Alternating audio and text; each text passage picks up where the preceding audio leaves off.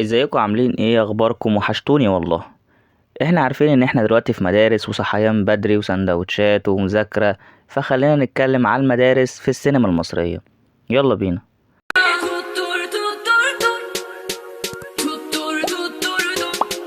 رقم 5 فيلم رمضان مبروك عبد العالمين حمودة سنة 2008 من إخراج وائل إحسان، وبطولة محمد هنيدي وسيرين عبد النور.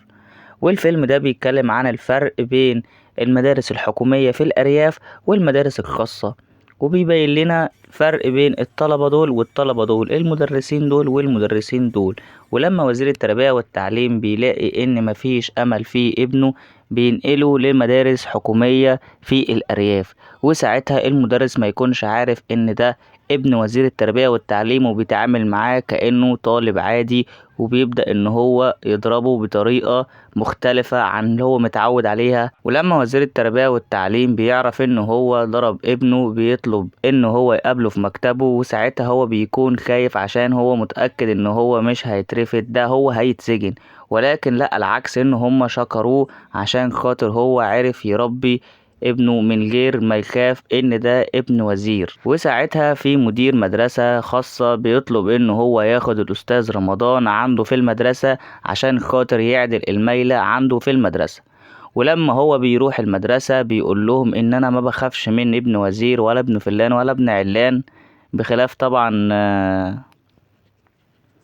والأستاذ رمضان بيحاول إن هو يعدل حال الطلبة، ولكن بيواجه مشاكل مع 3 طلاب بسبب أخلاقهم. ويبدأ يكتشف إن في مطربة مشهورة كلهم متعلقين بيها وبيروحوا لها، وهو بيقرر إنه هو يروح لها عشان خاطر يمنعهم من إن هم يروحوا لها، لكن هو كمان بيتعلق بيها.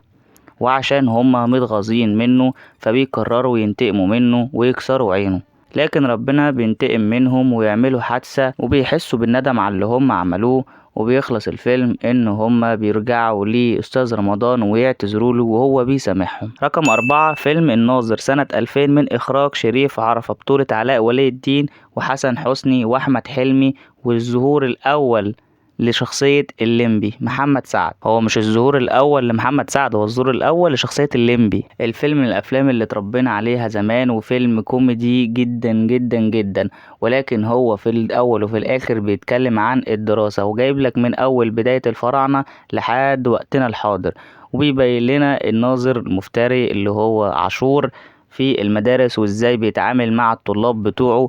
ولما بيموت ابنه المفروض ان هو يمسك مكانه، لكن هو محوش ثانوية عامة اصلا، وبيخبي دوت على الوزارة عشان خاطر ما ينفعش. وبيبين لنا في مشاهد الفيلم ان هو ازاي بيحول الطلبة من هم بيكرهوا المدرسة لان هم يحبوا المدرسة بطرق مختلفة. وكل الفيلم فيه اطار كوميدي وجميل جدا، والفيلم فعلا فعلا يستحق المشاهدة وما يتزهقش منه. رقم 3 فيلم اغتيال مدرسة سنة 1988 من إخراج أشرف فهمي، وبطولة نبيلة عبيد وحمدي غيث وهشام سليم. والفيلم بيحكي عن أستاذة هدى. الفيلم دوت بيتكلم عن المدارس وعن الدراسة وعن المشاكل اللي فيها، لكن هو فيلم مأساوي جدا. الفيلم بيتكلم عن الأستاذة هدى وعن في قضية بينها وبين أخو جوزها إن هو عايز ياخد أولادها، وهي بسبب المشاكل بتضطر ان هي تدي دروس خصوصية لطالبة عندها في المدرسة ميرفت. وبتكتشف ان ميرفت حامل من زميلها، وهي بتحاول تحل المشاكل اللي عندها. فبيقوم الطالب عصام عشان يزحلقها من طريقه بيستدرجها عنده البيت وبيحط لها منوم وبيصورها وهي عريانة من غير ما هي تعرف. لكن في اخر الفيلم بيتكشف لعبته وبيتجوز من زميلته ميرفت، لكن اخو جوزها بيستغل القضية اللي هي وقعت فيها وبياخد حضانة الاولاد، وهي بتضطر ان هي تنتحر. رقم 2 فيلم لا مؤاخذة سنة 2014 من إخراج عمرو سلامة، وبطولة هاني عادل وكند علوش والطفل أحمد داش، والراوي وصوت طبعا الفنان الكبير أحمد حلمي. وده في سنة من رقم 5 فيلم رمضان مبروك عبد العالمين حمودة، اللي هو برضو الفرق بين المدارس الخاصة والفرق بين المدارس الحكومية، بس مش في الأرياف بقى. وبيجيب لنا الطالب هاني عبد الله بيتر لما كان هو في مدرسة خاصة، وشكل مدرسته عاملة ازاي، وشكل دراسته عاملة ازاي، وشكل مدرسينه عاملة ازاي، وزمايله واصحابه، وان هو لما بيتنقل لمدرسة حكومة بيلاقي في فرق رهيب، وبيلاقي مشاكل جدا في حياته وما بيعرفش يتعامل معاهم.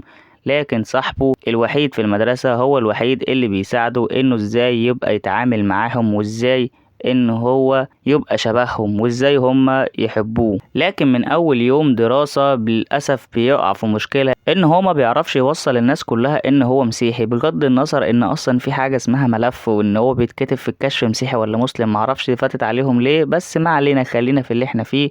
هو بيتكلم عن ازاي ان هو بيخفي ان هو مسيحي وبيتعامل معاهم وبيجي لنا. بس مع اول مشكلة مع هاني وابن البواب الطالب القليل الادب، والدته بتيجي المدرسة وكلهم بيعرفوا ان هو مسيحي، وبيبدأ ان هم يتجنبوه وان هم بيبدأوا يعاملوه معاملة خاصة. رقم 1، فيلم بنات ثانوي سنة 2020. وقصة الفيلم بيحكي عن 5 بنات، وهو سالي محمد وشيماء خليل وفريدة محمد ورضوى يسري وأيتن كمال.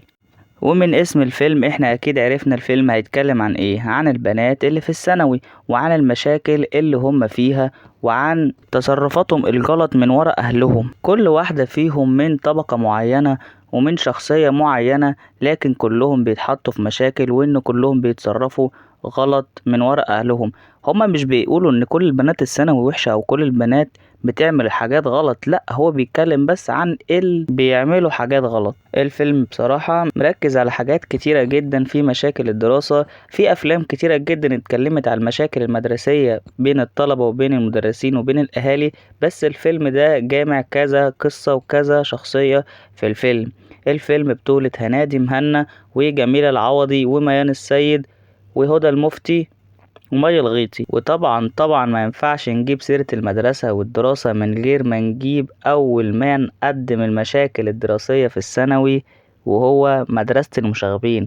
مدرسة المشاغبين من أقدم الأعمال السينمائية اللي قدمت المشاكل في الدراسة. عندك مسرحية مدرسة المشاغبين وفيلم مدرسة المشاغبين، بس المسرحية طبعا لا يعلى عليها، وهي صاحبة الفكرة الأولى والأخيرة. والفيلم كان مركز إن هو يقدم نفس النص، ولكن باختلاف أحمد الشاعر اللي كان بيقدم في الفيلم يوسف فخر الدين، لكن في المسرحية أحمد زكي. وبيبين لنا برضو في اختلاف في الشخصية. يعني مثلا عندك زي مشهد الدبانة أو الدبور زي ما بيعملوا ويقوموا بيرخموا على المدرسة، أحمد شارك في فيلم، لكن في المسرحية أحمد كان قاعد مكانه. وكانوا مركزين برضو على الأحداث إن هي تبقى هياها زي ما هي، لكن الربع الأخراني في الفيلم كان هو الطلبة بيتعلقوا بالمدرسة وبيروحوا يطلبوا الجواز، لكن في المسرحية مفيش الكلام ده. وبس كده، ده الفيديو بتاعنا. لو عجبك ما تنساش تعمل لايك وتشترك في القناة، والسلام عليكم.